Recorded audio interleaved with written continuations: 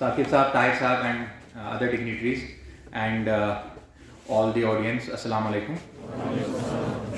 Tahir Saab has been very kind in introducing myself, so I don't need to do that part, but I will just give you an idea about how I began to look forward to go for UPSC. कहाँ से ये idea आया और क्या इस journey में mode आया and what steps and how I went about it. So I started UPSC thing in my college. I by training am a computer science engineer. तो मैंने BTech किया हुआ है कंप्यूटर साइंस में NIT श्रीनगर से. तो while I was in NIT Srinagar तो ये आइडिया उन दिनों I began to read newspapers, magazines and other stuff. तो in my opinion UPSC जो एग्ज़ाम है it's not just about how much you are able to prepare and how much hard you are able to work. That's also important, but it's also about how you are able to develop a balanced personality.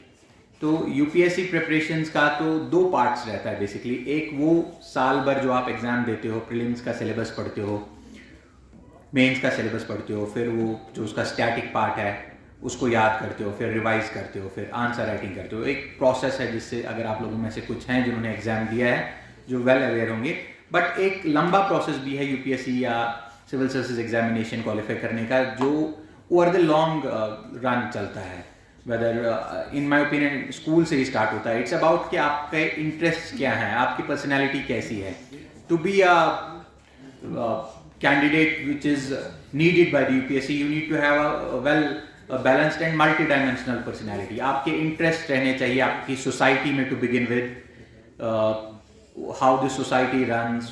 society में अगर कुछ चीज़ें अच्छी हैं तो क्यों हैं, बुरी हैं तो क्यों हैं, इसको कैसे change किया जाए.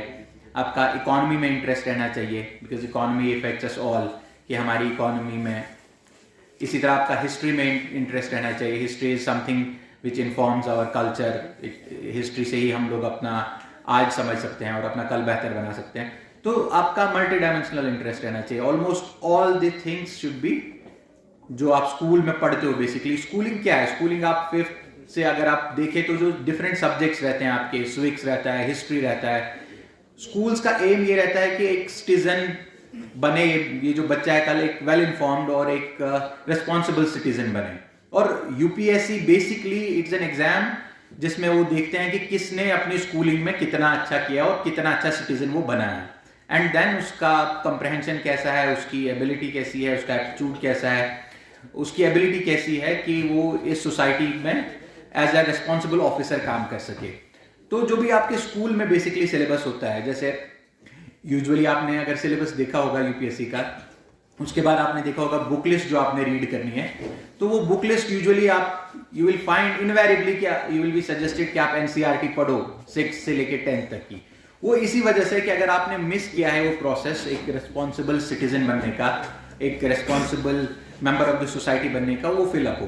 तो to cut it, to put it in very concise words, you have to try over a long term to develop a balanced personality and to have multi dimensional interest. और वो मल्टी डायमेंशनल इंटरेस्ट आपको कैसे आएंगे, आपने सबसे जो important चीज़ है वो लॉन्ग टर्म प्रोसेस में वो है न्यूज़पेपर रीडिंग. आपने न्यूज़पेपर रीडिंग को हैबिट बना लेना है. और this is something that you should enjoy. It should not be something कि आपको ये लेबर लगे. जब आपका इंटरेस्ट आएगा चीज़ों में, आप देखना चाहते हो कि हमारी कंट्री कैसे रन कर रही है, हमारी इकॉनमी कहाँ पहुंची, हमारी सोसाइटी में क्या इश्यूज हैं, जब आप उसमें इंटरेस्ट बढ़ेगा then you will be able to enjoy the process. And then आपका ये रहेगा कि आप खुद ही देखना चाहोगे कि आज क्या हुआ सोसाइटी में, क्या नया आया, इकोनॉमी में क्या नया आया. तो उसको डेवलप करने के लिए आपने न्यूज़पेपर रीडिंग को हैबिट बना लेना है. जनरली जो मैंने देखा है अपने बैचमेट्स में, अपने कलीग्स में, जो इस यूपीएससी वाले फील्ड में अच्छा करते हैं, वो सुबह उठ के उनको पहले ये होता है नींद से जाके कि न्यूज़पेपर पढ़े कि आज क्या हुआ, इकोनॉमी में क्या हुआ, सोसाइटी में क्या हुआ, कंट्री में क्या हुआ. ठीक है ना. तो that is the process. Coming back to my NIT years, I started with newspaper reading. I had an interest since school in society, in polity, in other things, and then with newspaper reading over the years, I developed the taste for the subjects which are in the syllabus of UPSC. तो newspaper reading के अलावा आप क्या कर सकते हो, आप monthly magazines पढ़ सकते हो। और आई विल नॉट सजेस्ट, अगर आप फॉर एग्जांपल कॉलेज में हो, अभी यूपीएससी की या जेकेएस की प्रिपरेशन आपने डायरेक्टली स्टार्ट नहीं की है, आई विल नॉट सजेस्ट कि आप सीधे योजना पढ़ो या यूपीएससी स्पेसिफिक जो एक मैगजीन्स आते हैं वो पढ़ो, because that something you will not be able to enjoy as much. तो if you are in your studies, try to read front line and try to develop an interest, not from the point of view of exams but from the general point of view. अगर आप exams को लेके पढ़ते हो ना, then you read it, फिर आपको थोड़ा वो laborious लगता है, then आप ये पढ़ते पढ़ते देखते हो कि यार ये मुझे याद रहना चाहिए, ये point याद रहना चाहिए। What I'm suggesting is that if you are not currently in the UPSC or JKS preparation phase, वो साल आपका नहीं है कि अगले साल आप एग्जाम दे रहे हो, तो इसको easy लेके पढ़ो, just enjoy it, just read it, just like you are reading a novel or a book that you enjoy, ठीक है ना। तो develop these two habits first and foremost, newspaper reading and magazine reading, and besides that आप लोग काम करो, news देखना शुरू करो। पहले जब when I was in college तब YouTube वगैरह इतना नहीं था, तो what we used to suggest and what we used to do is कि हम DD न्यूज़ देखते, या DD news is the best thing by the way, क्योंकि आजकल इतना एंटरटेनमेंट वो हो गया है ना, न्यूज को भी एंटरटेनमेंट बना दिया है। तो राज्यसभा टीवी या DD news, nowadays you can directly watch it on YouTube और ऑन देयर रेस्पेक्टिव चैनल्स। तो ये तीन चीजें आपने अपनी डेली रूटीन की पार्ट बनानी है। पहले सुबह आप उठ के न्यूज़पेपर पढ़ो और शाम को सोने से पहले आप आज दिन की जो न्यूज, नेशनल न्यूज हुई है वो देखो क्या है, ठीक है ना। और जो न्यूज़पेपर आपने पढ़ना है वो ग्रेटर कश्मीर नहीं है, वो आप द हिंदू पढ़ो या इंडियन एक्सप्रेस पढ़ो, ताकि आपको एक नेशनल पर्सपेक्टिव मिले, ठीक है ना। इनफैक्ट मैं आपको अपना रूटीन बताऊंगा, आज भी despite having qualified for so many years, मैं रोज the Hindu, Indian Express, New York Times, Washington Post and daily Sabah, I have forgotten मैं कितने न्यूज़पेपर्स आज भी चेक करता हूं डिफरेंट कंट्रीज के। तो try to enjoy that process, try to make it an habit, ठीक है ना। तो अगर आप सिर्फ लोकल न्यूज़पेपर पढ़ोगे तो आपको लोकल पर्सपेक्टिव मिलता है, आप नेशनल न्यूज़पेपर पढ़ोगे तो you will also be able to think nationally in terms of ki what are the concerns, what are the issues and what should be our response, how the government should run, how the society should function at the national level. And then the next step would be obviously the international publications. तो जो लोग already इस process में हैं, जिन्होंने, I don't know about the audience, some of you might have written mains already, some of you might have appeared in interviews already, and अगर you want an improvement over that, I would suggest कि आप international publications भी पढ़ो। I would suggest Economist आता है, Economist is a world famous and it's a must read for those who are already in the preparations. Not for those who are starting. Economist and New York Times you can, and especially for issues of international relations, environment, climate change, है ना, ये सारे जो issues हैं आपके syllabus का बहुत important part है, आप JKS में भी और UPSC में भी। तो alhamdulillah I had an interest in all these in the college years, and I did not in my college years specifically start preparing for UPSC. कोई सिलेबस मैंने नहीं देखा था, कोई मैं बुक्स नहीं पढ़ता था यूपीएससी के लिए, but I had this general process which helped me later on. So in college years I was still kind of weighing my options. I was in NIT Srinagar and I was like कि placement हो जाएगी, I will pursue a path of engineering, and then I was also thinking कि मैं MBA करूंगा CAT करके, IIM join करूंगा। I was also thinking कि नहीं abroad जाके MS करूँगा। तो UPSC was one of the options that I was weighing at the time. But after I finished my BTech, I joined as a programming officer in Oil and Natural Gas Corporation of India. That was my first job. And while I was there, then I felt कि I should go for the civil services. And then I started preparing for the UPSC. And that is the second phase of your preparation. I'm telling you my journey, and with it, I'm also telling you how to. I'm giving you tidbits of how to go about it in your own journeys, ठीक है ना। तो the start is that you have to develop a personality, develop interest, and this is over the years. This is not something that you will time table बना लिया तो ये करूँगा, ये आपने अपनी personality में develop करना है, अपना interest वैसे develop करना है। उसके बाद एक stage ऐसा आता है कि now you look कि अगले साल या अगले साल से अगले साल मैं ये एग्जाम देने वाला हूँ, ठीक है ना। That is the second stage, and that stage came when I was working in ONGC as a programming officer. तो आप में से some of you might be working as well. For them, this should be something that they can take a lot of heart from. कि a lot of candidates, including myself, हम लोगों ने job के साथ साथ पढ़ाई की है, and we have been successful at that. तो once I was in ONGC, then मैंने सिलेबस देखा क्या है, then there is a particular book list जो आपने पढ़ना है, ठीक है ना। तो वो जो सिलेबस है बेसिकली 2 पार्ट्स में है आज की डेट में, बोथ यूपीएससी के लिए और जेकेएस में भी। एक आपका स्टैटिक पार्ट है, एक डायनेमिक पार्ट है। स्टैटिक पार्ट ये है कि आपका जो बुक्स में आपको मिल जाएगा, आप उसको याद भी कर लोगे, रिवाइज करके आपके टिप ऑफ योर टंग आपके आर्टिकल्स आ जाएंगे। ये आर्टिकल ये कहता है कॉन्स्टिट्यूशन का, ये कहता है इन्फ्लेशन की डेफिनेशन ये है। That's important, I am remember that's very important. जितना आपकी टिप ऑफ द टंग पे होगा उतना आप उसको कोट कर पाओगे अपने आंसर में, अपने एसे में, उतने आपके नंबर अच्छे आएंगे, ठीक है ना। सो that is a must do part, static जो है। और स्टैटिक जिसने किया उसके लिए ये तो है कि he has reached a certain level, उसके बाद वो क्वालिफाई कर सकता है। जिसने नहीं किया स्टैटिक को मास्टर, वो तो क्वालिफाई कर ही नहीं सकता है। स्टैटिक मास्टर करने के बाद आपका फिर डायनामिक पोर्शन आता है। इट्स लाइक कि आपने कॉन्स्टिट्यूशन पढ़ लिया, इसका ये आर्टिकल है, आपने इकोनॉमी की डेफिनेशन समझ ली, but then you have to correlate that with what is happening currently in the world, what's happening in the society. For example आपने देख लिया कि हमारी कॉन्स्टिट्यूशन में there is a particular schedule, there is a particular article, for example fundamental right है, fundamental right में आपको right to life है, right to go abroad है, right to free movement है, ये सब आपने देख लिया। then अगर आपने अपने over the time habit बना लिया हो, अपनी personality बना लिया हो current affairs को, news को follow करने का, then you see a particular instance happening where you can see कि ये constitution का article यहाँ पे कैसे apply होता है। Then when you write your essay or you write your answer, then you quote the particular static part जो आपको tip of the tongue पे article number के साथ याद है, and then you say कि देखिए इस condition में ऐसा हुआ, ऐसा होना चाहिए था, future में इसमें ये suggestion दी जा सकती है। That is the complete thing. You have to have the static thing, you have to have your eye on the dynamic thing, and then you have to be able to correlate it. वो correlate आप तभी कर पाओगे जब आपने दोनों चीजों को अच्छे से समझा हो और दोनों चीजों पे आपकी नजर हो। तो when I was in ONGC, तो I started this static part.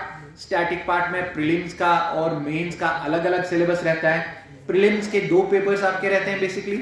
एक अब हमारे टाइम पे तो वो भी काउंट होता था CSAT वाला, अभी वो it's just a qualifying paper, तो उस पर भी फोकस करना है आपने। वो मोस्टली स्टैटिक ही है। क्वालिफाई अगर आई नो पीपल जिनका वो भी क्वालिफाई नहीं हुआ है एट टाइम्स, क्योंकि उन्होंने उस पर फोकस ही नहीं किया। दे जस्ट सेड कि नहीं ये तो बस क्वालिफाइंग है, you can not do that, ठीक है ना। तो you have to give a particular effort for this CSAT thing. One CSAT thing आपने कर लिया है, जो प्रीलिम्स का आपका दूसरा सिलेबस रहता है, जेकेएस का भी या यूपीएससी का भी, उसमें पहले आपने स्टैटिक पोर्शन को पूरी तरह से मेमोराइज कर लेना। और मेमोराइज आप कैसे करेंगे? इट्स नॉट समथिंग कि आपने रट्टा मार लेना है। रट्टा इज इन द सेंस कि आपने and then you repeat it. No, you should have committed it to memory in the sense कि अगर आपको कोई सिचुएशन आती है, आपको फट से वो याद आ जाए कि यहाँ पे कॉन्स्टिट्यूशन का कौन सा हिस्सा रेलिवेंट है, यहाँ पे इकोनॉमी का कौन सा कंसेप्ट रेलिवेंट है, ठीक है ना। वो कैसे होगा? वो होगा बार बार रिवीजन करने से। ये जो एग्जाम है इसमें बहुत ज्यादा कंपटीशन है। It's not a walk in the park, remember that. जो आपके कंपिटिटर्स हैं उन्होंने आपकी, जैसे पॉलिटी की आपने एक किताब पढ़नी है, उन्होंने वही किताब कितनी बार पढ़ी होगी? 2, 3, 4, 5 नहीं, 20 बार पढ़ी होगी, ठीक है ना। दे कैन टेल यू कि कौन से पेज नंबर पे क्या लिखा है, और आपने भी उसी तरह का प्रिपरेशन करना है स्टैटिक पार्ट के लिए। तो स्टैटिक पार्ट के लिए फर्स्ट एंड फॉरमोस्ट जो आपके फंडामेंटल बुक्स हैं प्रीलिम्स की, भले ही आपकी लक्ष्मीकांत कही जाती हो पॉलिटी के लिए या इकोनॉमी के लिए, I am not getting into the details, I think Saqib and Tahir sahab will get into the details later on, but जो आपके स्टैटिक पार्ट का सिलेबस है उसके अकॉर्डिंग जो आपको बुक सजेस्ट की जाएंगी या की जा चुकी है, वो आपने बहुत ही अच्छी तरह से बार बार रिवाइज करनी है। और रिवाइज करने के साथ साथ अपने अपने नोट्स भी बनाने हैं, क्योंकि अगर इतनी मोटी किताब है, आपने इसको रिवाइज भी कर लिया है, याद भी कर लिया है, उसके बाद एग्जाम से पहले जो आप उसको रिवाइज नहीं कर पाओगे, तो उस वक्त आपके अपने नोट्स काम आते हैं। आपके नोट्स बेसिकली एक कंसाइज वर्जन होता है उसी बुक का, जो आपका पर्सनल कंसाइज वर्जन होता है। आपने जो पॉइंट लिखा होता है उसके बैकग्राउंड में जो पैराग्राफ होता है और उस पैराग्राफ के पीछे जो कंटेक्स्ट होता है, वो सिर्फ नोट बनाने वाले को पता होता है, ठीक है ना। तो जब आपने बार बार रिवाइज किया होगा, फिर अपना नोट बनाया होगा, वो नोट आप फिर लास्ट मिनट रिवीजन के लिए आपके लिए सबसे ज्यादा इफेक्टिव रहेगा, because Once you read a line, you will be able to recall a paragraph and the whole topic behind that. So the second thing you kindly note down, static part पे जब आप पहुंचोगे अपनी preparation की journey में, personality वाली बात हो गई, उसके बाद काफी सालों के बाद जब आप इस लेवल पे पहुंचे कि अब आप सोच रहे हो कि अगले साल में एग्जाम दूंगा या अगले 2 साल में एग्जाम दूंगा और आप स्टैटिक सिलेबस उठा रहे हो, तो पहली बात आपने उसके बुक लिस्ट उठानी है, वो बुक लिस्ट आपने बार बार रिवाइज करनी है, उसको कमिट टू योर मेमोरी कर लेना है। उसके बाद आपने क्या करना है, अपने नोट्स बनाने हैं सिलेबस के हिसाब से, और वो नोट्स आपने कंसाइज और पर्सनल नोट्स बनाने हैं, जिन नोट्स से आपका रिवीजन फिर आसान हो जाएगा। तो जो आपकी बुक है उसको आपने 3 बार 4 बार रिवाइज कर लिया, अगर 1 घंटा लगता होगा बुक को रिवाइज करने में, आपको 10 मिनट लगेंगे फॉर एग्जांपल अपने नोट्स को रिवाइज करने में। Once you are done with this, then you get into the prelim stage. Then आप लोगों ने कॉन्फिडेंस के साथ एग्जाम देना होता है, and you have to have confidence because exam is not just about preparation, it's also about mindset. You can have a good preparation, you can have remembered everything, but if you get nervous while writing the exam, it all goes. कुछ लोगों को देखा है ना, कहते हैं मैं blank हो गया, and it happens very often. और कुछ लोग तो पूरे ब्लैंक हो जाते हैं, लेकिन कुछ लोगों को 50% ही तब याद आता है, कुछ लोगों को 80% याद आता है, लेकिन फिर भी 20% वो उस नर्वसनेस की वजह से, उस कॉन्फिडेंस ना होने की वजह से, तो वो नर्वसनेस ना आए और वो कॉन्फिडेंस रहे, उसके लिए आपको क्या करना है? उसके लिए आपने you will have to give mock test, you will have to do answer writing practice, ठीक है ना। तो जब तक आप वो नहीं करोगे, मॉक टेस्ट नहीं दोगे घर बैठ के या किसी इंस्टीट्यूशन में या ऑनलाइन, तब तक आप एग्जाम की वो जो सिचुएशन है उसको you will not be able to practice that, ठीक है ना, उसको आप विजुअलाइज नहीं कर पाओगे, और देन यू विल फाइंड कि मैं प्रिपरेशन में ही रह गया, लेकिन जो मुझे वहां पे करना था उस पे मेरा फोकस नहीं था। There's a funny incident. I had a friend, जब मेरा यूपीएससी क्वालिफाई हुआ तो उसने भी प्रिपेयर करना स्टार्ट किया, और फ्रेंड्स में ये होता है ना कि एक दूसरे को बताएंगे नहीं, तो उसने मुझे बताया नहीं और ना मुझसे पूछा, और मुझे पता चला कि उसने यूपीएससी का एग्जाम प्रिपेयर किया है जिस दिन उसका प्रीलिम्स था, वो भी इस वजह से क्योंकि उसने सुबह 5 बजे तक वो पढ़ाई कर रहा था और फिर वो सो गया, एग्जाम 9 बजे था, वो 10:30 जागा, उसने फिर मुझे कॉल किया। तो जो एक स्ट्रेटेजी होती है ना, strategy is important, it's not just कि आप हार्ड वर्क करो, उसने पूरा साल हार्ड वर्क किया था, बट एग्जाम से पहले वाली रात इट इज सजेस्टेड कि आप हैव अ गुड स्लीप, ठीक है ना, उससे पहले आपने मॉक टेस्ट करने हैं। तो after your preparations you will have to have a proper strategy, and that strategy has mock test, it has previous years question papers as a necessary part, kindly note that down, ठीक है ना।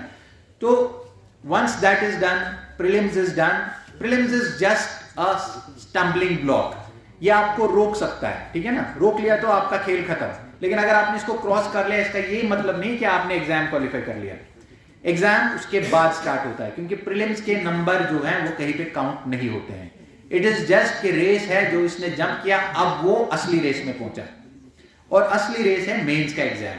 Mains के exam के number count होते हैं।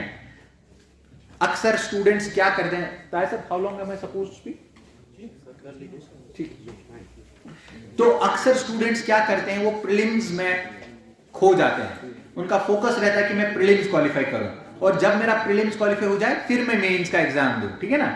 लेकिन mains का exam और प्रीलिम्स के एग्जाम में जो टाइम गैप है वो उतना नहीं रहता है कि आप उसको कवर कर सको। तो the game starts with mains, basically आपने टारगेट करना है मेंस को, you should be well prepared for the mains before you write your prelims, ठीक है ना। तो आपने जो फोकस रखना है ओवरऑल, जो मैंने कहा आपके जो लॉन्ग टर्म प्रिपरेशन में है, वो फोकस आपने मेंस भी रखना है, ठीक है, और मेंस आपका मेन फोकस रहेगा, इसका नाम इसीलिए मेंस है। सो मेंस का जो सिलेबस है it is different from prelims. Prelims में आपका स्टैटिक पे ज्यादा फोकस है, आप लोगों में से जिन्होंने सिलेबस देखा होगा या जिन्होंने एग्जाम दिया होगा दे वुड नो वेल। जो मेंस आपका है उसमें बहुत ज्यादा डायनेमिक पार्ट आ गया है, जेकेएस में भी और यूपीएससी में तो पहले से ही था, आपको सेम सिलेबस है। तो अब अगर देखोगे, I will give you a simple example, उसके पेपर 1 को उठा के आप देख लो, आपको वो टॉपिक सीधे सीधे बुक से नहीं मिलेंगे, ठीक है ना। पेपर 2 को उठा के देख लो, अरे भाई ये कौन सी बुक से मिलेगा, वो आपको किसी एक बुक से नहीं मिलेगा। What mains is basically to prelims is what dynamic part is to statics। मेरे कहने का ये मतलब है, जो आपने स्टैटिक पार्ट पढ़ लिया उसको आप फिर सोसाइटी, इकोनॉमी, पॉलिटी, हमारी constitution, international law, international order के साथ कैसे रिलेट करोगे, मेंस उसका एग्जाम है। जो ये स्कीम ऑफ एग्जामिनेशन है ये देखना चाहती है कि प्रीलिम्स में ये देखना चाहती है कि इन्होंने स्टैटिक पढ़ लिया है क्या, इनको कॉन्स्टिट्यूशन पे होल्ड आ गया है क्या, इनको इकोनॉमी समझ आ गई है क्या। अब जिनको आ गई, जो इस स्टम्बलिंग ब्लॉक से आगे आ गए, अब उनका ये एग्जाम है कि जो इनको समझ आ गया था, जो इन्होंने पढ़ लिया था, जो इनकी टिप ऑफ द टंग पे था, वो ये कोरिलेट कर पा रहे हैं क्या हमारी आज की सोसाइटी से, आज की इकोनॉमी से, आज के हालात से, और उसके अलावा do they have the vision to make it better. ठीक है ना। तो मेंस एग्जाम आपका ये है कि आप इसको जो आपने पढ़ लिया वो आप कोरिलेट कर पा रहे हो और आपके पास एक पॉजिटिव विजन है क्या फ्यूचर के लिए, इसको बेटर बनाने के लिए। तो मेंस एग्जाम की प्रिपरेशन जो है, स्टैटिक पार्ट तो है ही है, बट स्टैटिक पार्ट को आपने सीखना है कोरिलेट करना with the current events, with the current society, with the current international situation. भले फॉर एग्जांपल मैं इंटरनेशनल रिलेशंस का पार्ट ले लूं, आपका आईआर का सिलेबस हो पेपर 2 में, एक इंडिया की रिलेशंस कैसी हैं अपने नेबर्स के साथ, ठीक है ना। तो इसमें आप राजीव सिकरी की बुक पढ़ लोगे, for example ministry of external affairs की वेबसाइट देख लोगे, कोई और वेबसाइट देख लोगे, ठीक है ना। बट वो देखने से आप ये एग्जाम क्वालिफाई नहीं कर पाओगे, सिर्फ वो देखने से। क्योंकि जब आपका आप में से कितने लोगों ने मेंस का आंसर क्वेश्चन पेपर देखा है? Raise your hands. देखा है ना, कुछ लोगों ने देखा है, बहुत कम लोगों ने देखा है। लेकिन जिन्होंने नहीं देखा वो जाके देखेंगे। वहां पे सिलेबस तो है ही, आप क्वेश्चन पेपर देखो ना, क्वेश्चन में आपको पूछेगा नहीं कि इसकी डेफिनेशन क्या है और इसमें क्या करना है और इसके कितने पार्ट्स है जैसे आपने लिखा है। वो आपको क्वेश्चन ही ऐसा पूछेगा कि जो आपको कहीं से नहीं मिले। क्वेश्चन आपको ये देखना चाहता है कि ये एक तो समझ है, उसके बाद ये इनोवेशन कर सकता है क्या, ये इस बात को क्वेश्चन में जो पूछा है उसमें कोई एक स्पेसिफिक आंसर नहीं होता है, उसमें आपके अंदर जो थॉट्स हैं, आपके अंदर जो एबिलिटी है, कॉग्निटिव एबिलिटी जो आपकी है, आपकी जहनी जो एबिलिटी है और आपकी जो नजर है सोसाइटी पे और आपकी जो पर्सनैलिटी है, उसका टेस्ट है बेसिकली। तो उसको करने के लिए लॉन्ग टर्म प्रिपरेशन तो है ही। अभी शॉर्ट टर्म में क्या किया जाएगा, फॉर एग्जांपल आपने प्रीलिम्स कर लिया, अब आप मेंस लिख रहे हो, ठीक है ना। तो मेंस लिखने के लिए आप क्या करोगे, बुक भी पढ़ ली, practice is the only answer, ठीक है ना। तो प्रैक्टिस जो है, किस चीज की प्रैक्टिस करनी है, आपने आंसर राइटिंग की प्रैक्टिस करनी है। आपने लास्ट ईयर्स के क्वेश्चन पेपर उठाने हैं and then you have to write the answers, then you have to see कि मैं जो आंसर लिख रहा हूं और जो एक आइडियल मॉडल आंसर है उसमें कहां कमी रह रही है, ठीक है ना। You can do it yourself, you can do it online, you can do it, आजकल दिल्ली के कोचिंग सेंटर्स है वो ऑनलाइन आंसर राइटिंग का करते हैं, ठीक है ना। तो answer writing is the most important part of your mains preparation. Mains preparation में अगर आप इसमें रह गए ना बैठ के कि मैं ये याद कर लूंगा और फिर एग्जाम के दिन रिवाइज कर लूंगा, एग्जाम तो नहीं हो पाएगा मेंस का अच्छा स्कोर। मेंस का स्कोर यही है कि आप एक तो ओवर द लॉन्ग टर्म अपनी पर्सनैलिटी ऐसी बनाओ कि आप एक्सटेम्पो किसी टॉपिक पे लिख सको। सोसाइटी का टॉपिक आ गया, आपको रिलेवेंट चीजें पता है इसकी, और आप इसको कंसाइज तरीके से 5 मिनट में इस आंसर के रिलेवेंट चीजें बना सकते हो, that will give you a score. और वो बनाने के 2 ही तरीके हैं आपके पास, बिसाइड्स स्टैटिक आपकी टिप ऑफ द टंग पे होने का। ये नहीं कह रहा हूं कि स्टैटिक आपको याद ना हो फिर भी आप कर लोगे, नहीं, static is a must do. After आपको static tip of the tongue पे है, constitution tip of the tongue पे है, इकोनॉमी सारा आपको याद है, उसके बाद अगर आपने मेंस में अच्छा स्कोर करना है तो आपने क्या करना है, एक तो लॉन्ग टर्म आपका पर्सनैलिटी वेल बैलेंस्ड और मल्टी डायमेंशनल होना चाहिए, आपका इंटरेस्ट होना चाहिए सब में, क्योंकि जब इंटरेस्ट रहेगा तब आपके पास थॉट्स भी रहेंगे, और जब आप थॉट्स को पेपर पे डालोगे तब अच्छा आंसर बनेगा। अब आपका इंटरेस्ट ही नहीं है तो आप क्या करोगे, फिर आप रट्टे की 4 लाइनें डालोगे उसमें, और वो पूछ ही नहीं रहा होगा, क्योंकि वो जो क्वेश्चन पूछेगा वो अक्सर ऐसा होता है कि पहले कभी पूछा ही नहीं होता है और वो कोई पर्टिकुलर चीज नहीं होता है, वो किसी थीम के बेस्ड क्वेश्चन होता है। फॉर एग्जांपल आपको बताएंगे इंटरनेशनल रिलेशंस में India and Bhutan have had a long relationship but the Chinese interference it is something, जब आपको सब्जेक्ट पे होल्ड होगा, जब आपको इस पे अपनी थॉट्स होंगे तभी आप कर पाओगे। ये कहीं पे आपको लिखा रेडीमेड इग्नो की नोट्स की तरह नहीं मिलेगा। तो उसके लिए लॉन्ग टर्म आपने एक तो जैसे मैंने कहा इंटरेस्ट डेवलप करना है, उसके बाद you will have to do answer writing.